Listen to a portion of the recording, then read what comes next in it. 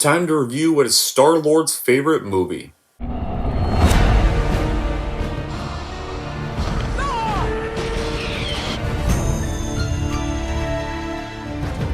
were up, and they did. We're smart, and my...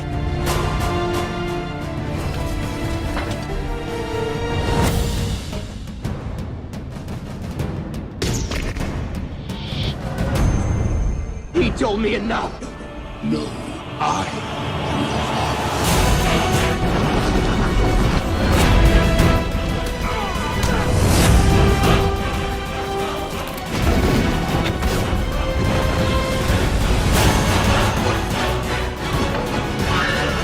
Here's Chuck.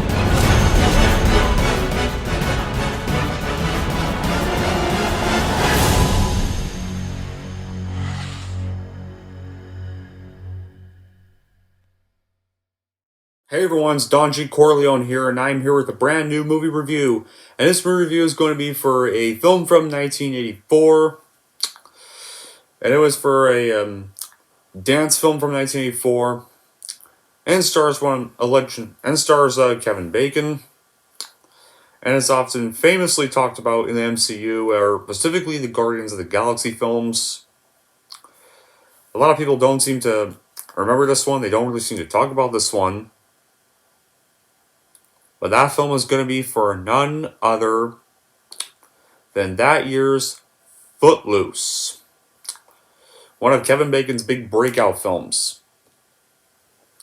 How was this film made? Well, no. What's this about? Well, big city teenager Ren relocates from Chicago to a small rural town of Beaumont, where its inhabitants have imposed an unjust ban of rock and roll and dancing. Feeling trapped and confused, Ren tries to fit in, but however, he'll soon find himself neck-deep in trouble when beautiful Ariel Moore, the preacher's daughter, catches his eye.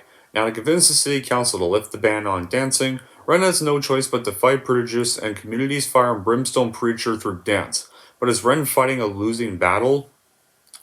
So, how is the film made? Well, Dean pitched for Academy Award-winning lyricist for the title son of the 1980 film Fame, came up with the idea of Footloose in 1979 and teamed up with Malik's indie prod, who set up the production up at 20th Century Fox in 1981.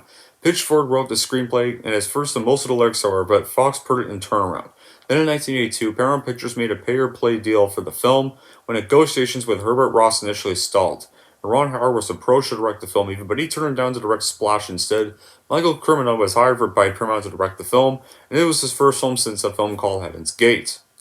But then after a month working on the film, the studio fired Cimino, who was marketing extravagant demands for the production, including demanding an additional $250,000 for his work, and ended up hiring Ross. And when it came to casting the lead Ren, Tom Cruise and Rob Lowe were both slated to play the lead, and the casting directors were impressed with Cruise because of the famous underwear dance sequence of Risky Business, but he was unavailable for the part because he was filming All the Right Moves, and Lowe auditioned 3 times and had dancing ability and the neutral teen look the director wanted, but injury prevented him from taking the part, and Christopher Atkins claimed that he was cast as Ren but lost the role.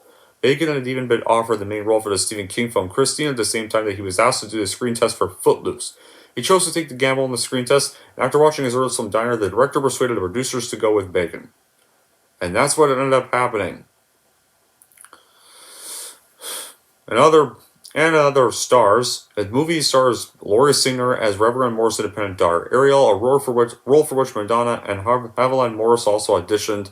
Valerie Bertolini and Jennifer Jason Leigh were also considered, and Diane Waste also appears as Faye, the Reverend's devotedly unconflicted wife. And Tracy Nelson was even considered for the role of Rusty. And what's more, guys, the film even features an early film appearance by Sarah Jessica Parker as Ariel's friend Rusty, for which she received a Best in Supporting Actress in a Motion Picture Musical Comedy Venture or Drama nomination at the 6th Annual Youth and Film Awards. There was even an early role for Chris Penn as Willard Hewitt, who was literally taught how to dance by his friend Ren. So, and whenever it was filmed, it would be shot in various locations in Utah Country, Utah. The high school and tractor scenes were filmed in and around Payson and Payson High School. The church scenes were filmed in American Fork, and the steel mills, the Geneva Steel Mill in Vineyard. And the drive-in scenes were filmed in Provo, what was the High Spot restaurant.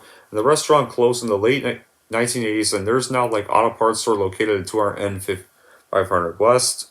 And the final sequence was filmed in Lee, with the Lee Roller Mills featured in the final sequence. And for his dance scene in the warehouse, Bacon said he had 4 stunt doubles. Apparently, he had a stunt double, dance double, and 2 gymnastic doubles. So, and then principal photography pretty much took place from May 1983 to January 1984. So anyway, after the film was completed, the film would go on to be released into theaters in the year of 1984, and it actually received mixed reviews from critics, but it still became a box office hit, grossing $80 million in North America, and became the 7th highest grossing film of 1984. The film may not be the greatest movie in history, but it is known for its music, like with the songs Footloose by Kenny Loggins and Let's Hear It for the Boy by Denise Williams being nominated for the Academy Award for Best Original Song. Now when it comes to my reaction as a whole, well, I gotta say, this might have to be one of my favorite dance movies of the 80s, and one of my favorite films from the legendary Kevin Bacon. Like, the plot is just very simple. Teenager named Ren moves into a small Midwestern town with his mom after his parents' divorce, and it seems the Reverend Moore of the town's only church has totally just banned rock and roll from the entire town, and he has a daughter named Ariel who's basically this hellraiser yet loves her father, and Ren decides to stop the band and bring the town back to life.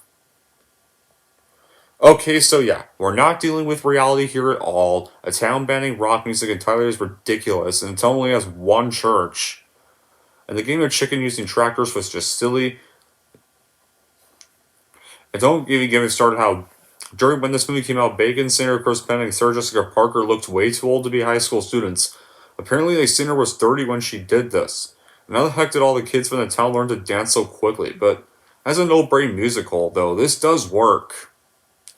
The opening sequence alone is just great. Like, it shows various feet dancing to the title tune, and the acting helps a lot. Like, Bacon's just great. He doesn't take the movie seriously and gives out a very good performance. He has a big dance number, which is to him and 3 different stuntmen doing the more unrealistic moves. The singer's just too old for a role, but she tries. Penn is pretty good as Bacon's best friend, and his learning how to dance sequence as a highlight. And Parker did this before she was known, and she's not bad here. Like, Lithgow and Diane Weiss are also just great as the Reverend and his wife.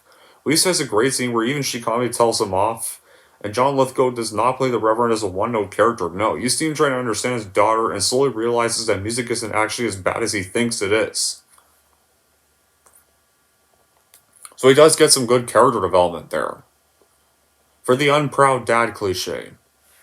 And a film of enormous charm too, like it's about dancing, but unlike many films about dancing, it doesn't take itself seriously, and that's what makes it great. It's loose-limbed and goofy, and it lifts you up. It's set in a high school in a small Midwestern town where dancing's been banned. Here, Footloose is like an expression of how far you'd go to make a dream come true. Dean Pitch for his screenplay is engaging, and Ross's direction is terrific. It's got many memorable moments, especially like when Bacon dances his guts, or even the pendulum portions that focus on John Lithgow. And the soundtrack is tapping like surely the 80s grooved on us. And Kevin Bacon is the soul of the film. Footloose even explores the dancer and actor inside him, and despite being a highly talented personality, he remained underrated. And it's kind of a shame he never got the true fan following he deserved after this film. The special mention goes to Lithgow, Laurie Steiner, and Diane Weiss for their flawless performances here, like I've mentioned. And no matter how, maybe the plot does sound preposterous, but no matter how preposterous the plot sounds, apparently it's based on a real story, because apparently in 1898, the Oklahoma town of Elmora City outlawed dancing, and a pastor from a nearby town quoted, "Saving dancing led to alcohol, which eventually led to death."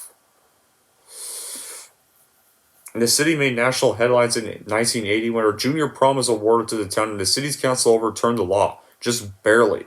And screenwriter Dean Pritchard became very interested in this story and did his due diligence with his research. He even wrote lyrics to many of the original songs, and Paramount boarded the film, and then Herbert Ross was hired to direct the film, who did another film called Weekend at Bernie's before this. And yeah, just like I said, the performances are solid. Here, like the hairdo, the dancing, the conflicted teenager, Kevin Bacon says this quintessential 80s character and brings forth plenty of charm as Ren. It looks like he's just one amazing dancer, but fun fact, like, he only did like some of the dances just with 4 stunt doubles, which is actually very reused with Bacon, and that's actually still impressive here.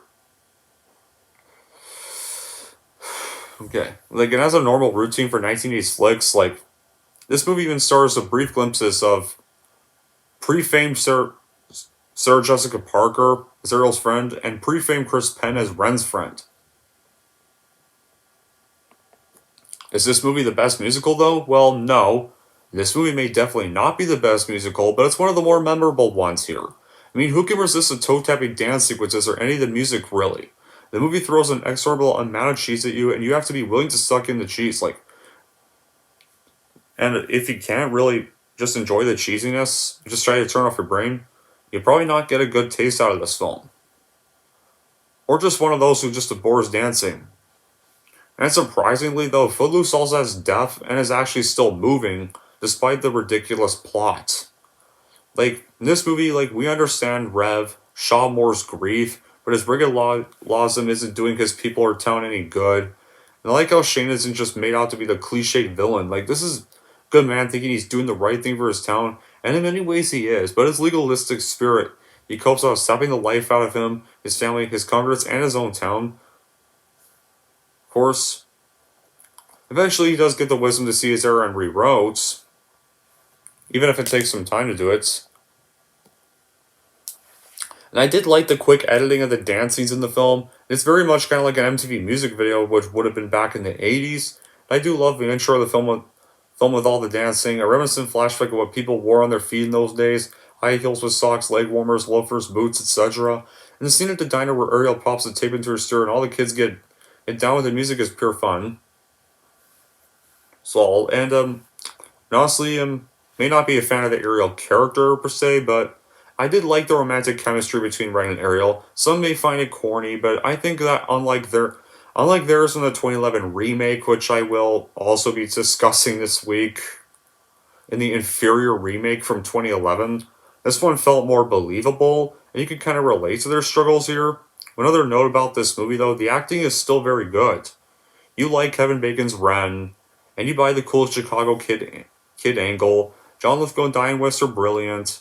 They have brilliant scenes together. Lithgow's power is just as strong as his compassion, and Wish shows how much her character is devoted to her husband, even when he's wrong. And director just Herbert Ross just plays a good job taking all these different ingredients and along with the moral objective of the film. Leaves a perfect story that just everyone can enjoy. If they turn off their brain and just escape, and just have a bit of an escape when watching this. However, with all that being said, does this movie have bad qualities? Well, yeah, these would probably be the bad qualities. I like the good title sequence, but unfortunately, the first half of the movie does not hold up well for those who have never seen this, and despite a good plot, I guess it can be a bit formulaic. And one other thing I don't really like in the first half is the character of Ariel. I mean, she just really makes some recklessly stupid decisions in the first half, and specifically at the scene with her ex-boyfriend's race. Either original or remake, whatever, but yeah, I remember her not really being that enjoyable to watch in the first half. And I also really hate her other boyfriend, Chuck. Like, this guy's just a prick to watch. Specifically in the scene where he literally beats Ariel all because she smashed his car and finally decided to dump him. Thankfully, he doesn't appear in the movie much, but God. It's just not enjoyable to watch. Other than those nitpicks, I still enjoy this movie. It's not the greatest movie in history, but it's still a fun watch nonetheless. In the end, Footloose is an 80s film I'd recommend watching and buying for 80s dance movie fans and those that want to see Kevin Bacon in his earliest days, when his fame was kind of starting to rise.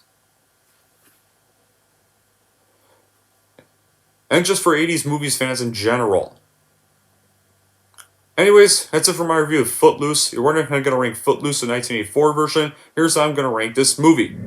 So overall, if you are a fan of either Kevin Bacon or 80s dance movies, then I would highly recommend watching and buying this movie for your collection for sure. And if you're wondering how I'm going to rank Footloose 1984, I'm going to give Footloose 1984 an 8 out of 10. There we go. That wraps up my review for Footloose. And then we covered the original version. And unfortunately, I did rewatch the remake, and we'll cover that in another review.